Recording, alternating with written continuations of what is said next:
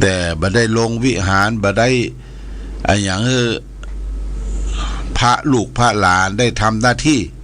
ท่านก็อยู่สบายเป็นที่ปรึกษาเป็นประธานเวลาในเขตตำบลมะขามหลวงมีการมีงานก็มักจะนิมนต์ท่านไปนั่งนักอันนี้แต่ว่าได้ไปปะไปพบก็สนทนาพาที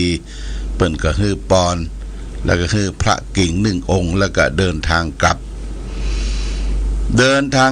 จากที่หั่นประมาณ3 โมงญาติโยม3 โมงมา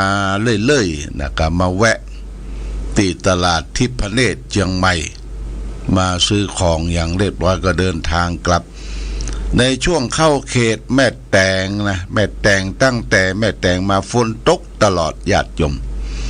ฝนตกตลอดแล้วก็มาหยุดมายั้งเลยโดยหัวโทเข้าเขตชัยปราการนี่ก็ฝนก็หยุดตกในช่วงกลางป่ากลางดอยฝนตกหนักรถราก็หนักอันนี้ก็การเดินทางตะวาไปที่วัดพระพุทธบาทตากผ้าวัดพระพุทธบาทตากผ้าทำบุญแล้วก็มีญาติโยมจากวัดป่าเจป่าเจเมือง12 ปันนามากันหลายลำรถญาติโยมเพราะว่าวัดพระพุทธบาทตากผ้าเป็นที่พฤทธิ์เป็นที่อบรมสั่งสอนวิปัสสนากรรมฐานและก็ครูบาอาจารย์ที่ร่ำเรียนศึกษาพระบาลีก็มีครูบาอาจารย์ตั้ง12 ปันนามาห้ามมาเฮียนก็ติดต่อกันตอนที่อดีตเจ้าวาดท่านมหาเขื่อนค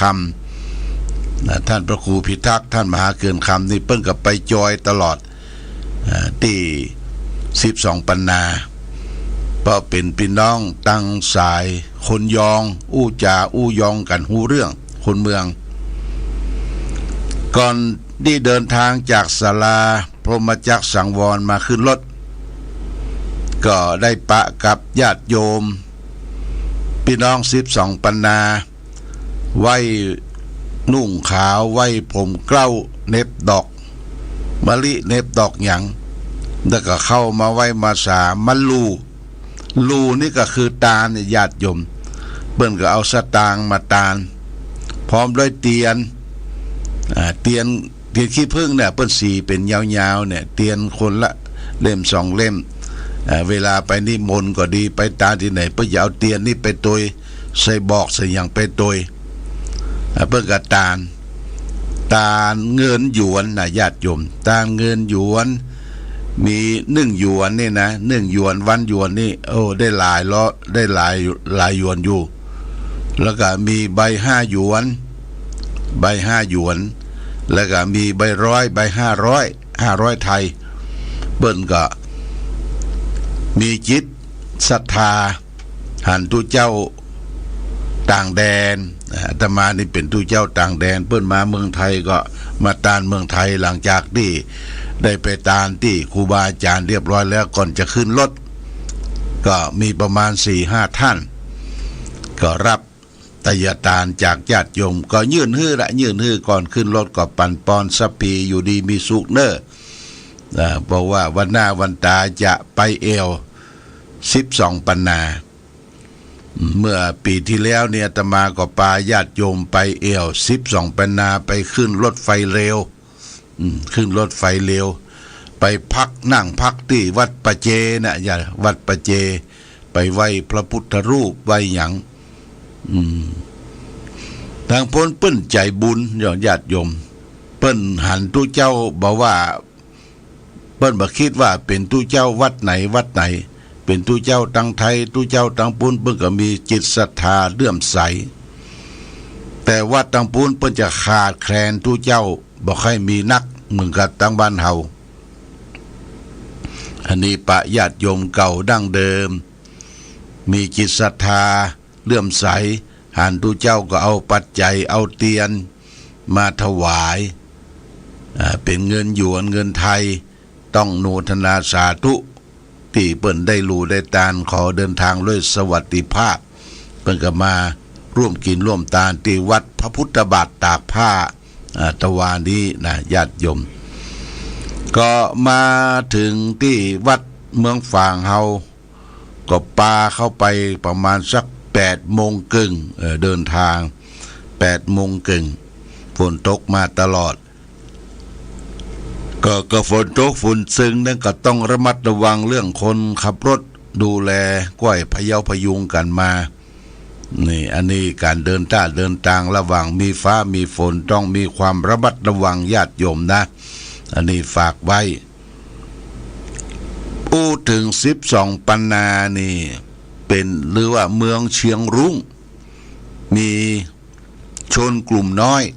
อยู่ที่หั่นชนกลุ่มน้อยนี่ก็เป็นเป็นอาณาจักรหนึ่งเป็นเมืองหนึ่งที่อยู่ใต้การปกครองของประเทศจีนนะแต่ประเทศจีนเนี่ยเพื่อส่งเสริมคนชนกลุ่มน้อยเอาไปก็จะได้หันหมู่บ้านที่เปิ้นอนุรักษ์รักษาเป็นหมู่บ้านเป็นแหล่งท่องเที่ยวมีอาหารการกินแบบพื้นเมืองมีขันโตกอาหารการกินแบบพื้นเมืองอาหารที่ทำอายุยืนเพิ่งก็จัดเลี้ยงตามที่ทางไกด์ได้ปากันไปอาหารอายุยืนของพี่น้อง12ปันนานี่ก็คือบ่ใจจริงใจป่าอย่างปล่ำปเหลือญาติโยมเปิ้นจะเน้นเรื่องของผักผลไม้อย่างต่างๆอย่างมีขันโตกใหญ่ขันโตกหวายอันหนึ่งเนี่ยนะเปิ้นจะมีน้ำพริกอยู่ตรงกลางน้ำพริกตรงกลางน้ำพริกบะเขือส้มน้ำพริกถั่วดินแล้วก็รอบน้ำพริกนั้นเปิ้นก็จะมีผักต้มผักนึ่งผักอะไรหลายอย่างญาติโยมเรียกว่ารอบนั้นก็เป็นผักทั้งนั้นนะผักทั้งมันเปิ้นว่าผักเนี่ยผักยอดผักผลไม้ต่างๆเนี่ยมันทำให้กินง่ายทายคล่องบำรุงร่างกายบ่อาศัยกินเนื้อมากจนเกินไปแล้วก็มีต้มซุปเนี่ยญาติโยมแล้วก็มีข้าวเหนียวมีข้าวหุงแวดเขาก็ไปนั่งกินนะขันโตกเป็นย่งขันโตกมากันนั่งกินอาจจะกินมันนึ่งมันตั้งมันอย่างต่างๆเอาจิ้มน้ำพริกอู้กันไปบะแขวงกุลาบะเขือน้อยบะเขือเปราะมีสะปะอันนี้เป็นอาหารที่เปิดต้อนรับแขกบ้านแขกเมืองที่12ปันนาญาติโยม12ปันนาจะมีแม่น้ำโขงแม่น้ำของไหลผ่านกลางเมืองละญาติโยมตอนเมื่อคืนเปิ้นก็จะมีการแสดงแสงสีเสียงแม่น้ำโขงโอ้ยิ่งใหญ่อลังการเปิ้นแสดงแสงสีเสียงการทำมาหากินการพายเรือร่องเรือแสดงถึงวัฒนธรรมต่างๆยิ่งใหญ่อลังการ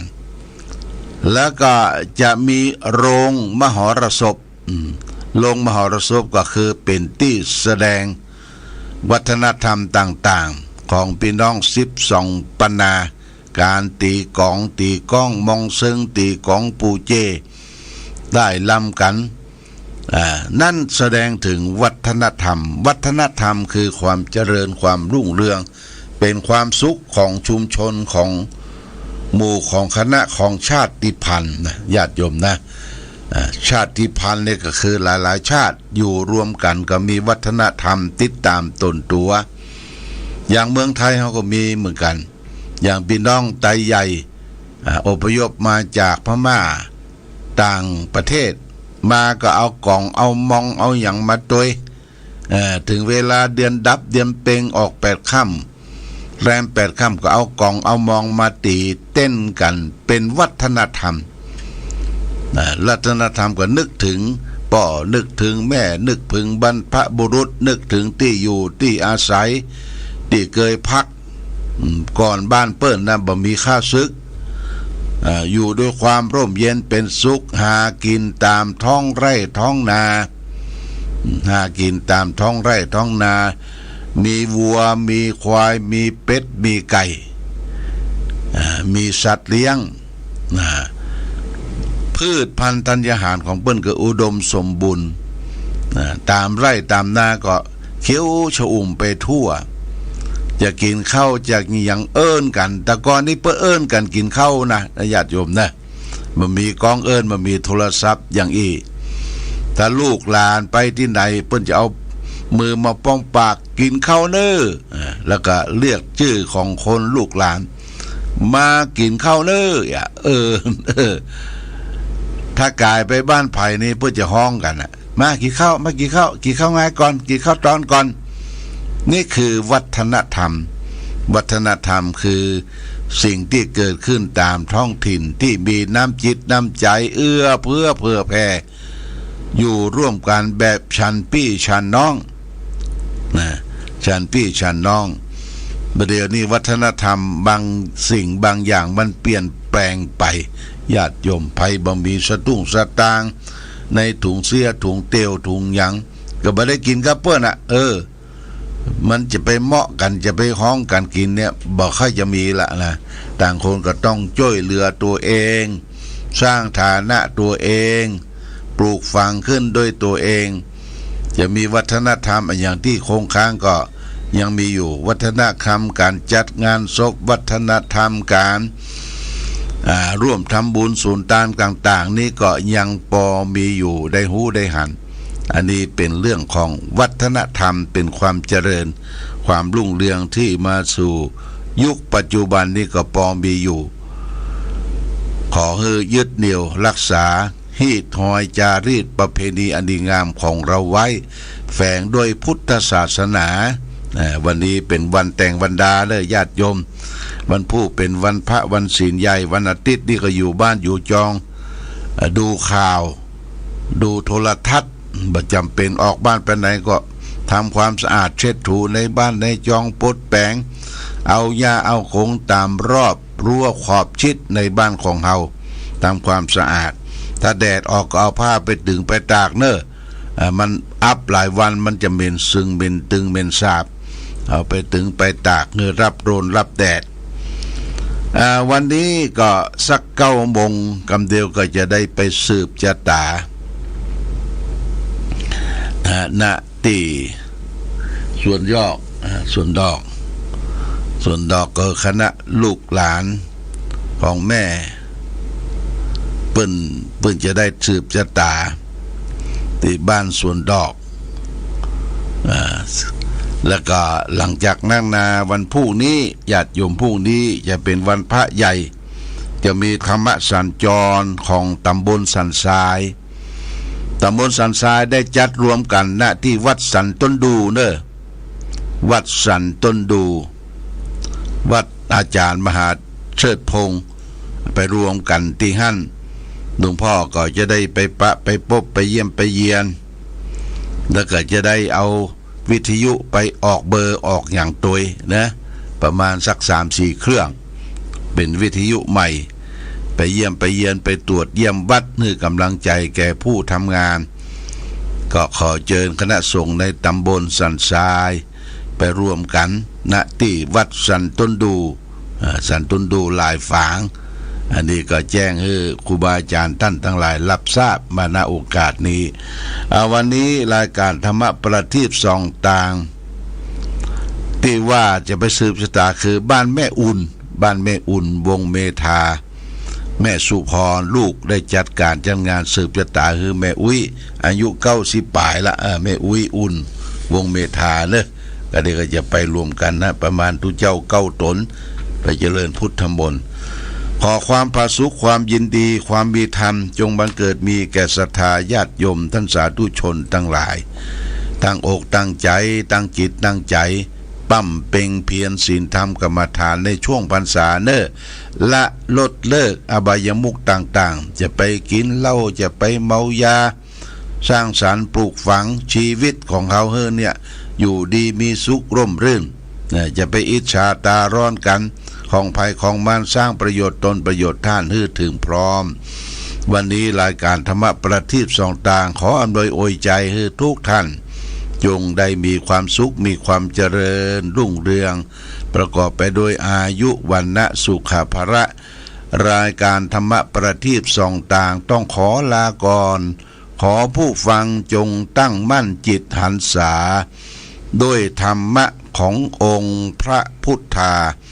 ได้นำพาให้เกิดความสุขสงบเย็นขอเจริญพรกันไรวิวันชัยเย